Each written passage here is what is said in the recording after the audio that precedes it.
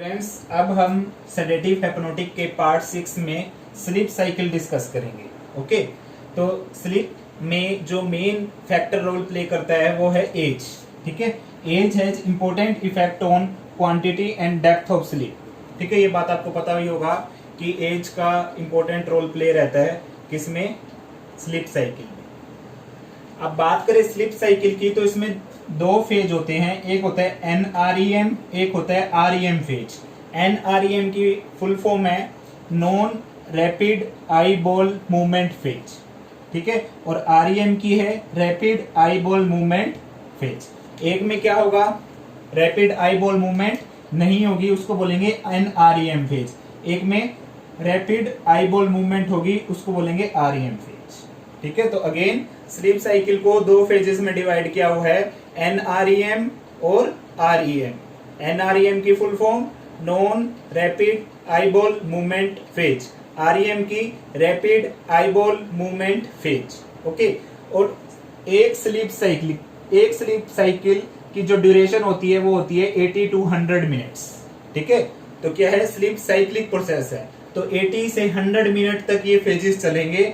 फिर दोबारा 80 to 100 minutes तक दूसरी स्लीप साइकिल चलेगी, फिर तीसरी स्लीप साइकिल चलेगी। तो ऐसे साइक्लिक प्रोसेस है स्लीप का। ठीक है, तो REM फेज, NREM फेज, इनके बेसिस पे साइकिल कंटिन्यू रहेगी। बात करते हैं पहले कौन सी फेज आएगी, REM या NREM। पहले आती है NREM, non rapid eye ball movement phase. अब जो NREM, ठीक है, NREM की टोटल 5 स्टेजेस होती है। ठीक है, 4 स्टेजेस 0 to 4 होंगी, बट टोटल कितनी होगी 5, 1 2 3 4 5। ओके, टोटल कितनी स्टेजेस होंगी 5, बट होती क्या, कहां से स्टार्ट है, 0 से, 0 to 4। ओके, तो NREM, ठीक है, 4 लेटर आ रहे हैं, तो 0 to 4 स्टेजेस है। तो सबसे पहली स्टेज 0, इसको बोलते हैं अवेक। ठीक है, इसमें क्या होता है कि जो पर्सन है वो क्या होगा, सोने के लिए जब जाएगा और उसको जब नींद आएगी उस टाइम का फेज। ठीक है, सपोज पर्सन 9 बजे बेड पे गया सोने के लिए और वो ट्राई कर रहा है, उसको नींद मतलब इंड्यूस हो रही है स्लीप, तो वो फेज होगा स्टेज 0।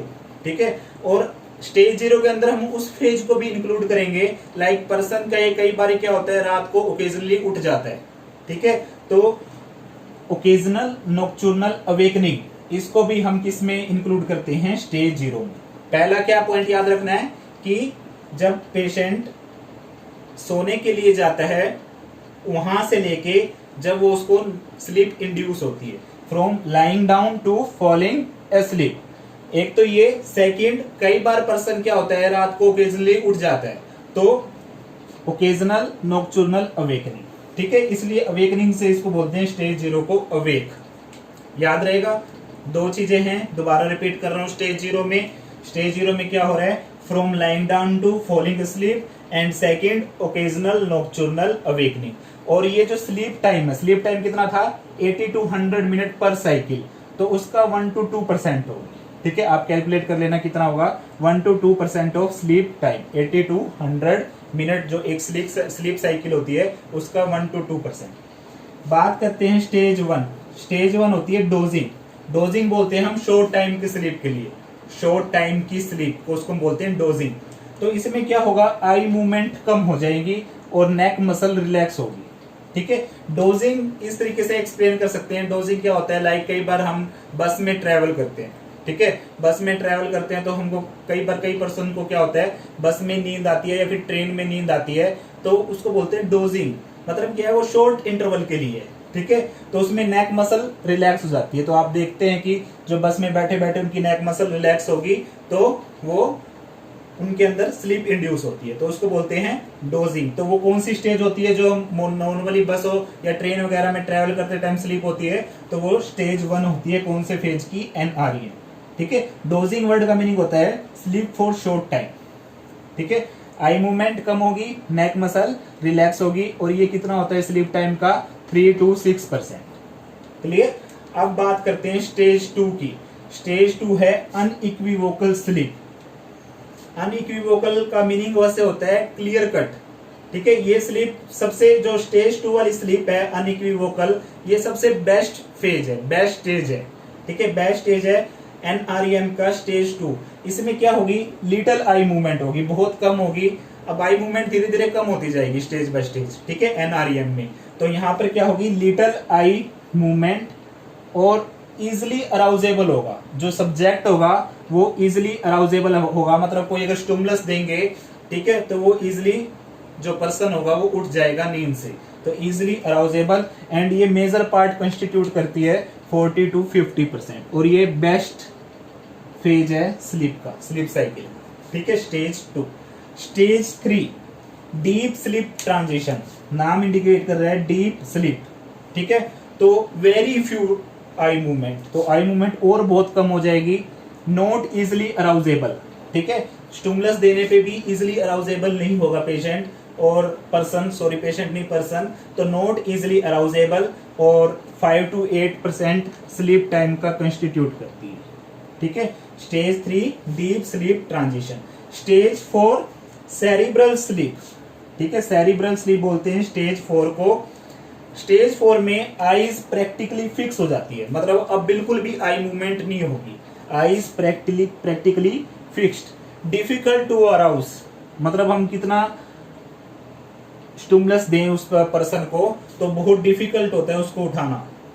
ठीक है, तो डिफिकल्ट टू अराउज, इम्पॉसिबल नहीं होता बट डिफिकल्ट होता है। ठीक है, नाइट टेरर, नाइट टेरर के चांसेस किस फेज में रहते हैं, स्टेज 4, एनआरईएम का स्टेज 4।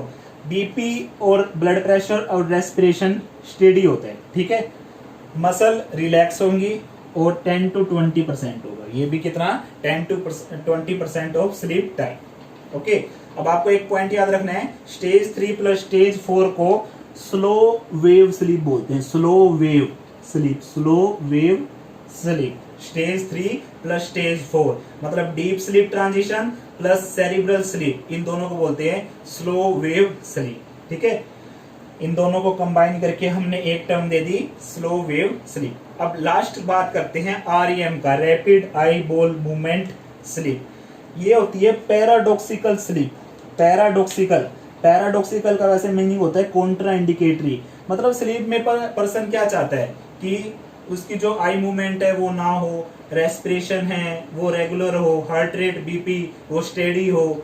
ठीक है, और बिल्कुल इजी, मतलब स्लीप क्या होनी चाहिए कि ऐसा ना हो कि कोई मूवमेंट हो, तो मतलब ये आरईएम वाली स्लीप होगी, ये पैराडॉक्सिकल होगी, मतलब जो हमको स्लीप में चाहिए होता है उससे कॉन्ट्रा इंडिकेटरी होगी। तो यहाँ पर सारी क्या एक्टिविटीज होंगी, यहाँ पर मार्क्ड इरेगुलर आई मूवमेंट होगी जो हम नहीं चाहते स्लीप में। ठीक है, ड्रीम्स एंड नाइटमेयर अकर। ठीक है, इसमें ड्रीम्स एंड नाइटमेयर अकर, इसमें किसमें, आरईएम स्लीप में। Heart rate and BP fluctuate. ठीक है, जब हम सोते हैं हम क्या चाहते हैं, हमारा हार्ट रेट नॉर्मल रहे, बीपी नॉर्मल रहे, लेकिन इस फेज में हार्ट रेट और बीपी फ्लक्चुएट करते हैं। इरेगुलर रेस्पिरेशन, जब हम सोते हैं तो हम क्या चाहते हैं, हमारी ब्रीदिंग, जो हमारी रेस्पिरेशन है वो रेगुलर रहे। मसल यहाँ पर भी रिलैक्स रहती है, लेकिन कुछ अबनॉर्मल एक्टिविटी हो सकती है। ठीक है, मसल वैसे रिलैक्स रहेगी। तो ये भी कितना होता है स्लीप टाइम का, 20 to 30%। ओके, तो ये था स्लीप साइकिल के बारे में। एक बारी मैं रिवीजन कर रहा हूँ इसका। स्लीप साइकिल की 2 फेज हैं, एनआरईएम, आरईएम, आपको फुल फॉर्म पता है। अब एनआरईएम की टोटल 5 स्टेजेस हैं, बट 0 से स्टार्ट होंगी, 0 to 4। स्टेज 0 को क्या बोलेंगे, अवेक। अवेक मतलब कि रात को जनरली जो ओकेजनली हम उठ जाते हैं, तो इसकी वजह से नॉक्चूर्नल ओकेजनल नॉक्चूर्नल अवेकनिंग, तो इसलिए स्टेज 0 को बोला है अवेक। ठीक है, स्टेज 1 डोजिंग, शॉर्ट टर्म के लिए। ठीक है, जो बस ट्रेन में हम नींद लेते हैं वो कौन सी होती है, stage 1 dosing. Stage 2 unequivocal sleep, जो सबसे मेन है, जो सबसे बेस्ट स्लीप है और सबसे मेजर पार्ट कंस्टिट्यूट करती है स्लीप टाइम का, उसमें क्या होगा, 40 to 50% टाइम को कंस्टिट्यूट करेगी स्टेज 2। ठीक है, स्टेज 3 डीप स्लीप। स्टेज 3 और स्टेज 4 दोनों इसको कंबाइन करेंगे, स्टेज 3 एंड स्टेज 4 को, उसको बोलेंगे स्लो वेव स्लीप। स्टेज 3 क्या होगी, डीप स्लीप।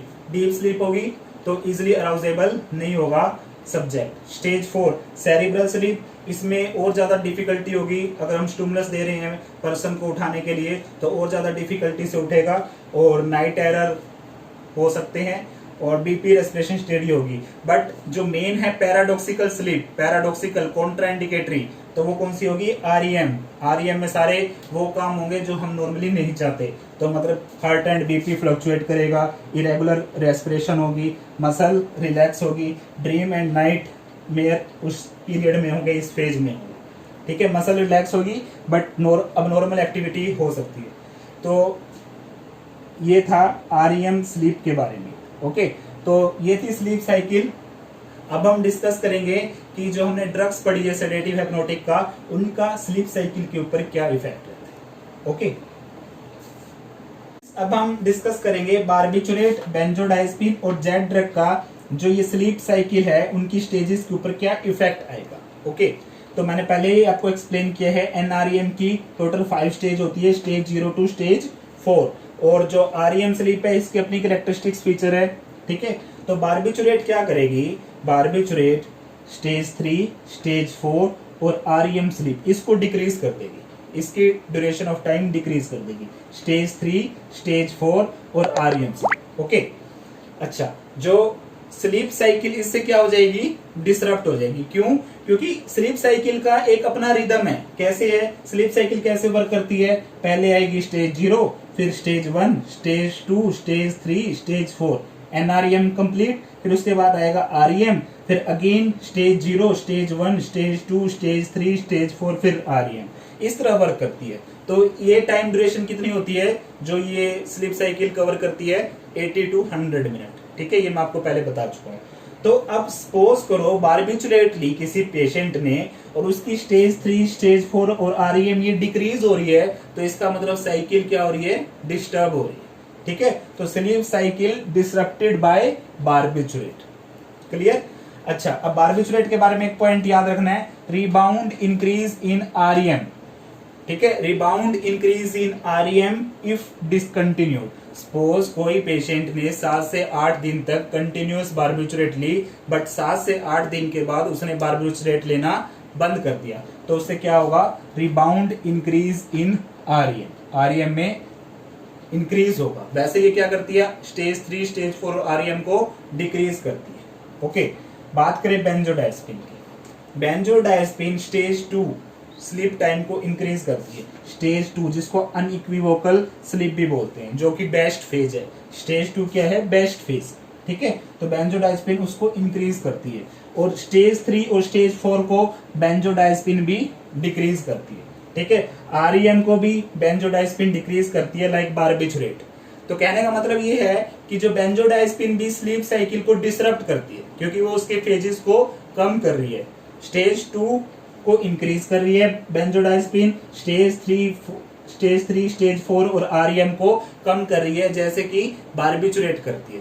बट आपको एक एक्सेप्शन याद रखना है कि नाइट्राजेपाम इंक्रीज आरईएम स्लीप। नाइट्राजेपाम जो बेंजोडाइazepine में एक एक्सेप्शन है, वो क्या करता है? आरईएम स्लीप को इंक्रीज करता है। ठीक है, एक पॉइंट और आपको मैं यहाँ पर मैंने लिखा नहीं हुआ, लेकिन मैं आपको एक्सप्लेन करता हूँ। मैंने बेंजोडाइazepine में लिखा है कि शॉर्ट आरईएम फेज, ये आरईएम फेज को शॉर्ट करती है।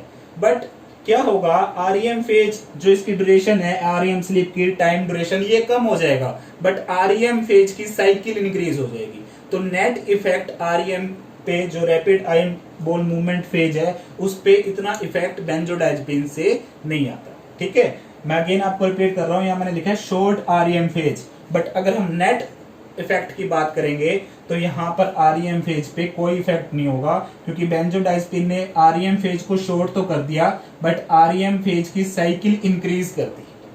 ठीक है, तो इसलिए नेट इफेक्ट आरईएम फेज पे कोई नहीं होगा। अब बात करें जेड ड्रग्स की। जेड ड्रग्स एनआरईएम और आरईएम फेज को अल्टर नहीं करती, इसलिए जेड ड्रग ऑफ चॉइस है, क्योंकि ये क्वालिटी ड्रग की, स्लीप की क्वालिटी और स्लीप की क्वांटिटी दोनों पे कोई इफेक्ट नहीं करते, इसलिए जेड ड्रग क्या है, ड्रग ऑफ चॉइस। तो ये था स्लीप साइकिल के बारे में, ठीक है। तो ये बेसिक्स है, बट मैंने ये लास्ट में करवाया है, ये स्टार्टिंग में होना चाहिए था, क्योंकि बारबिटूरेट, बेंजोडाइज़ेपिन, जेड ड्रग्स का स्लीप साइकिल पे क्या इफेक्ट आता है, ये मैं जब ही करवा सकता था जब हमने बारबिटूरेट, बेंजोडाइज़ेपिन और जेड ड्रग कवर कर लिए। ओके, आई होप कि आपका ये टॉपिक क्लियर हुआ होगा। Thank you.